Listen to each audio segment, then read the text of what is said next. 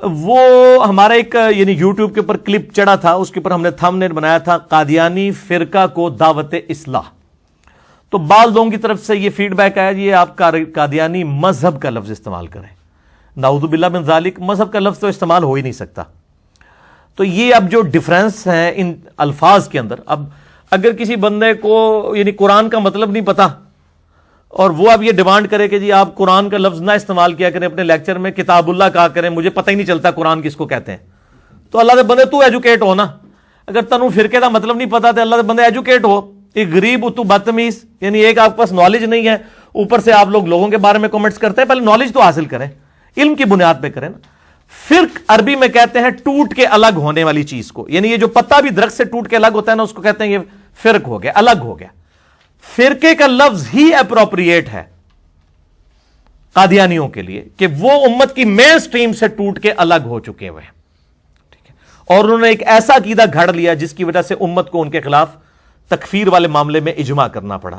اسی طریقے سے یہ اہل سنت کا آف شوٹ تھا، اہل سنت کا ایک فرقہ ہے، یہ شیعہ سے نہیں نکلا، یہ سنیوں سے فرقہ نکلا ہے. اسی طریقے سے شیعہ کا ایک فرقہ نکلا ہوا ہے، وہ ہے نصیریہ شام کے اندر. یہ تو انڈیا پاکستان بنگلہ دیش میں پایا جاتا ہے نا قادیانی فرقہ. احمدی اپنے آپ کو کہتے ہیں، اور بعض ان کا ایک چھوٹا سا اختلاف کے ساتھ ایک لاہوری گروپ بھی ہے. یہ اہل سنت سے جو ہے فرق ہوا ہے، فرقہ بنا ہے.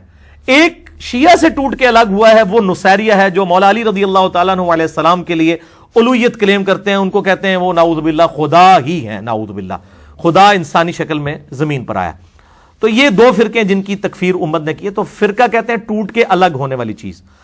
مذہب کا لفظ ہوتا ہے روش اور طریقہ. مذہب کا لفظ اسلام کے اندر اسکول آف تھاٹس کے لیے استعمال ہوا ہے. یعنی اہل سنت میں 4 مذاہب ہیں، حنفی، شافعی، مالکی، حنبلی، جو تقلید کرتے ہیں، اور ایک مذہب اہل سنت کا ایسا ہے جو تقلید کو صحیح نہیں سمجھتا، وہ اہل الحدیث ہے. تو 5 مذاہب ہیں اہل سنت کے اندر جو یعنی لوگوں کو نون ہے.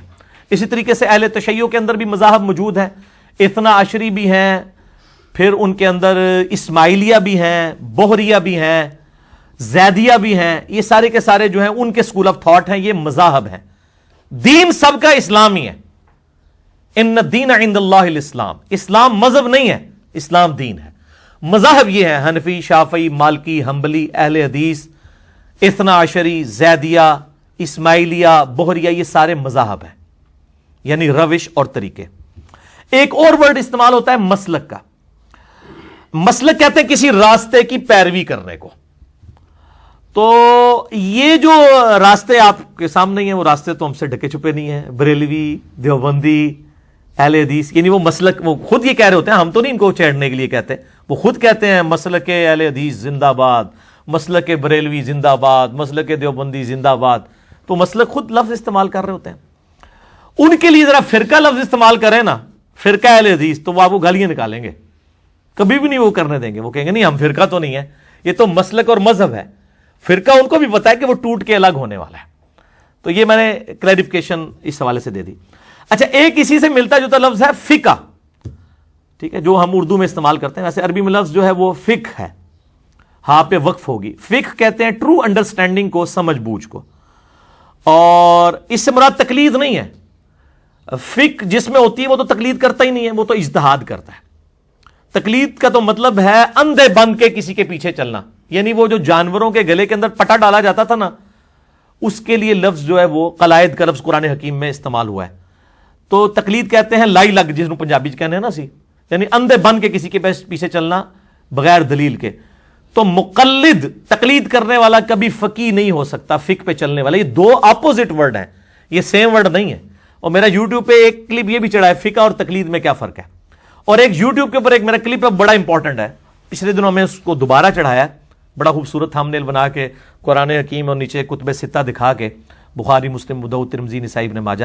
اہل سنت کا منہج کیا ہے؟ اہل سنت، اہل الحدیث یا اہل السنہ، اہل الحدیث کا منہج کیا ہے؟ کتاب اللہ، سنت، اجماع امت اور اجتہاد یا قیاس. تو وہ میں نے ڈیٹیل سے اس میں یہ چیزیں بتائی ہیں.